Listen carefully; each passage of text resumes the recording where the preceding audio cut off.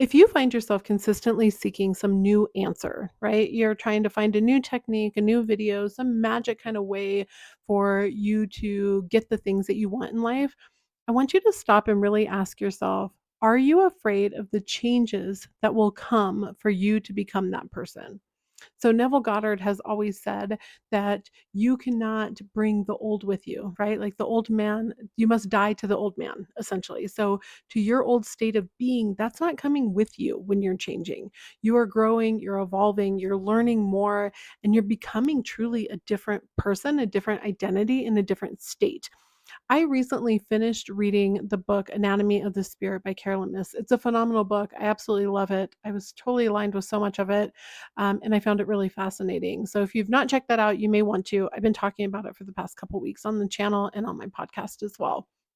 But one of the things she talks about is seeing people who will say that they want the changes. They want to become conscious. They want to be more open to the truth of the world and kind of the spiritual lessons, energetic consequences that we have to our actions and our choices, right? And that we own a little bit more of those consequences. I am not victim blaming here. I am talking about like the conscious choices that you make that are either aligned or not aligned to the person that you want to be, living the life that you want to lead.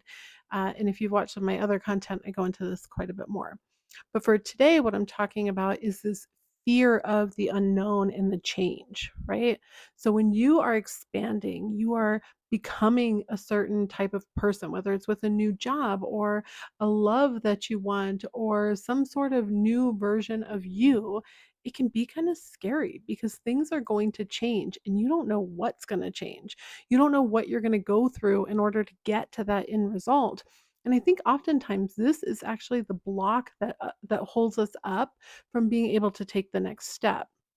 And so when you're looking at your own behaviors and you say, okay, well, I know that this behavior is actually not aligned at all with the person I want to be or the life that I want to lead, but I continue to still do it. Ask, is this really what I want? Am I convincing myself it's what I want? Or am I scared of the changes that may come by creating this change in my own life, right? So, if that makes sense. Because when you trying to think of the best way to put this. When you find yourself unable to see the answers, or you find yourself in the same cycle over and over and over and over, right? You're like, I'm trying to create this certain area of my life, or I want to expand in this area. I want to feel better here. I want more confidence. I want this job. I want this person. I want whatever. When you're finding yourself in the same cycles, you're like, I want this, but I'm not actually changing any of my behaviors. I'm not changing my thought processes.